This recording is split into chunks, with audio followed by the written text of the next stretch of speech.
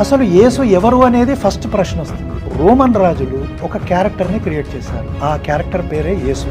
అంటే created character. యేసు ఉన్నాడా 3-4 డేట్లు వస్తాయి.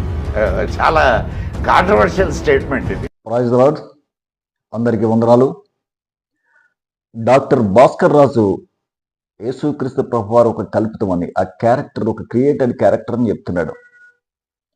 నిజానికి కల్పిత కథల్లో మునిగిపోయి ఉన్న వాళ్ళు వీళ్ళ టీం ఈ భాస్కర్ రాజు, వీళ్ళ టీం కల్పిత కథల్లో మునిగిపోయి ఆ సత్యాన్ని కూడా అసత్యంగా మార్చాలనే ప్రయత్నాలు చేస్తున్నారు.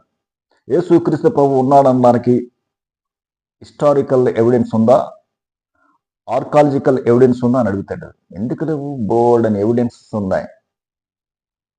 యేసు ప్రభువారు ఇలాంటి వాళ్ళు వచ్చి యేసు ప్రభువారిని అసత్యం చేస్తారని, యేసు ప్రభు లేడు అని అంటారని మత్తయి తన సువార్తలో అబ్రహాం దగ్గర నుండి చివరి వరకు యేసుక్రీస్తు ప్రభువారి వంశావళి కోసం వ్రాసాడు.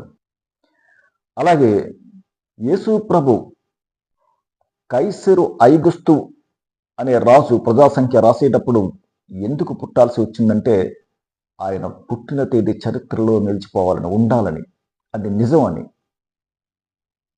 అంతేకాదు మరి యేసుక్రీస్తు ప్రభువారు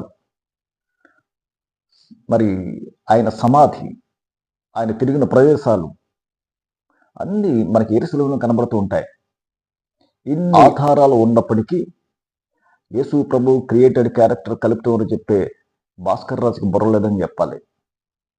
ఎందుకంటే యేసు ప్రభు నామంలో ప్రార్థన చేస్తే మరి రోగాలు నయమవుతూ ఉన్నాయి. యేసు ప్రభు నామానికి దయ్యాలు కూడా వణుకుతూ ఉన్నాయి.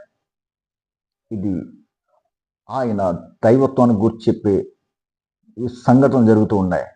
మరి ఇంతున్న యేసుక్రీస్తు ప్రభు వారిని కల్పిత పాత్ర చేయాలనుకునే భాస్కర్ రాజుకి నిజంగా బుర్రలేదని మనం చెప్పుకోవాలి. అందరికీ వందనాలు.